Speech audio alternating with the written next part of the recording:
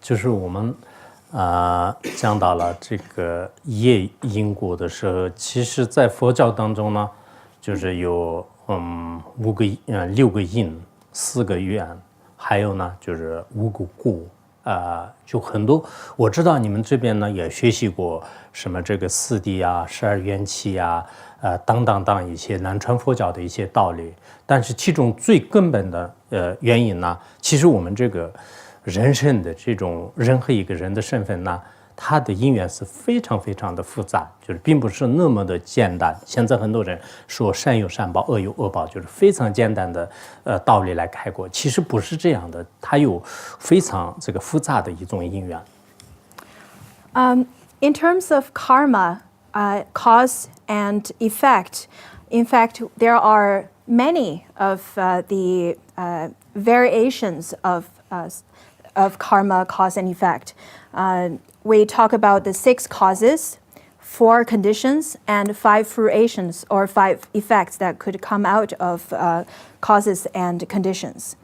I know that many of you have already studied the Theravada tradition and how they talk about the 4 noble truth and 12 independent origination.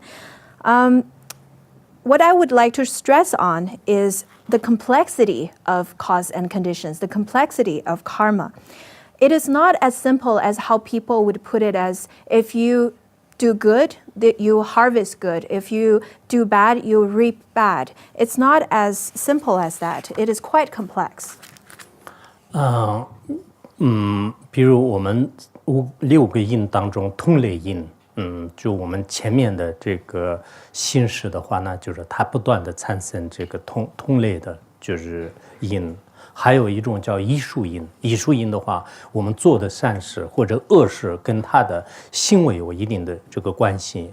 还有就等等，就是还有其他的这个助缘，就他自己的一个内因，还有这个外在的助缘。所以这样的这种因缘呢，不仅仅是我们外在的这个事物上是存在的，更重要的，我们每一个人他自己的这个心态跟他的这个心灵呢，就是有非常非常这个重要的。所以我觉得我们现在的这个人类的大多数的研究呢，都是对物质方面看到的世界是比较多的，观察的世界比较多的，但是很多人认识自己，就是观察自己的内心的这么一个因缘呢，就观察的应该比较少。就是你们学到12缘起的时候，也许非常明白。There are 6 causes, as I just stated. For example, one of the causes is called the causes that is similar, that belongs to the similar category. That is has more emphasis on how the mind continuum works, how the consciousness works. For example, the mind that arises in this moment has a similar cause to the mind that will arise in the next moment. So that belongs to this category. There's another type of cause that is called the ripening cause. The ripening cause is more based on the action compared to the previous one is more based on the mind continuum. This ripening cause that is based on the action would be the kind of cause that you usually refer to, where it is doing good will bring good and doing bad will bring bad.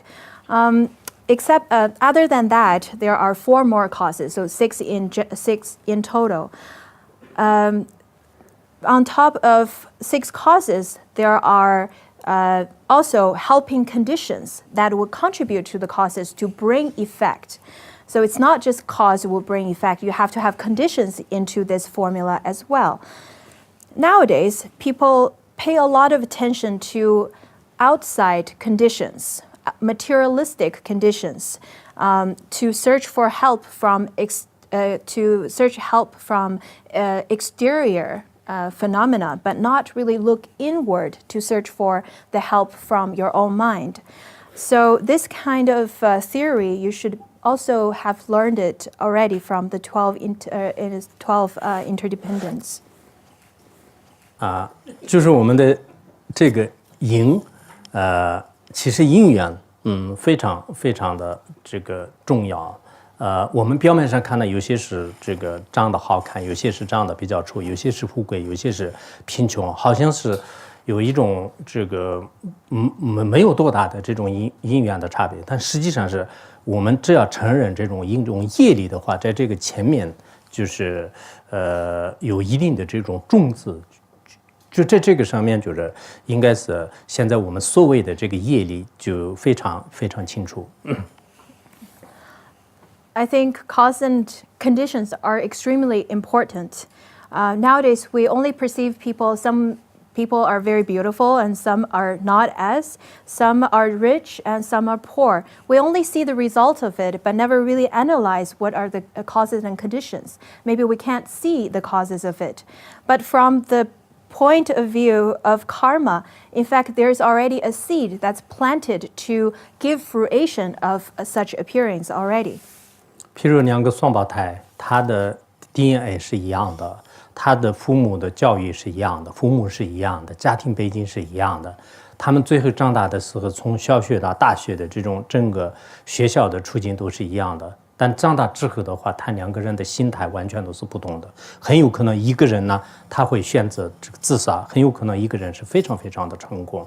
这个如果是我们从环境和从其他方面，从人类学和从环境学，或者是从生理学方面的话呢，他们之间的差别是很难以分析的。但是唯有的这种业的差别呢，就是只有我们不得不寻找，就是它前面的一种因缘。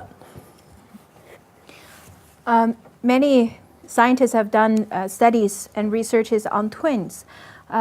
If a set of twins receive the same education, they have the same DNA, same parents, they go to same school, they have the same education under the same environment, but their mentality is completely different. Maybe one end up committing suicide and the other one end up having a really successful life. How can you explain it from a complete scientific point of view? How can you explain it from a biological point of view? It's really difficult to explain it in such areas. But from the karmic point of view, it is very easy to explain such phenomena. 佛教有一个叫做是瑜伽师地论，瑜伽师地论里面说是一做不是，不做不得，就是说已经做完的这种业力的话呢，它永远也不会好尽的。它如果你没有做的话，那就是不可能就是落到你的头上。就这个是在我们的这个因果规律当中非常非常的一种重要的，也是很细微的东西。There's a text in Tibetan Buddhism. It's called Yogacara Bhumi Shastra. 不是特别的，应该是佛教。Sorry, Buddhism, not Tibetan Buddhism. Buddhism. There's a Buddhism text called Yogacara Bhumi Shastra. In this text, there's a line that says, "What is done cannot be undone, and whatever action that is never committed would never bring effects, would never come to fruition."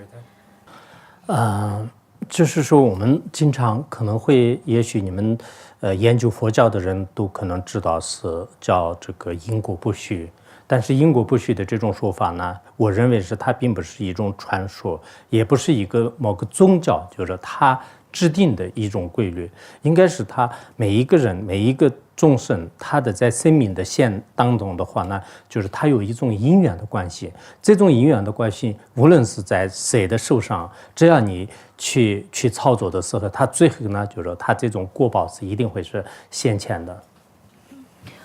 Often we talk about karma is not faulty. What that means is that karma does not only apply to people who believe in it, but karma transcends the religiousness or faith. Karma applies to people, people's actions, people's mentality. It is closely correlated.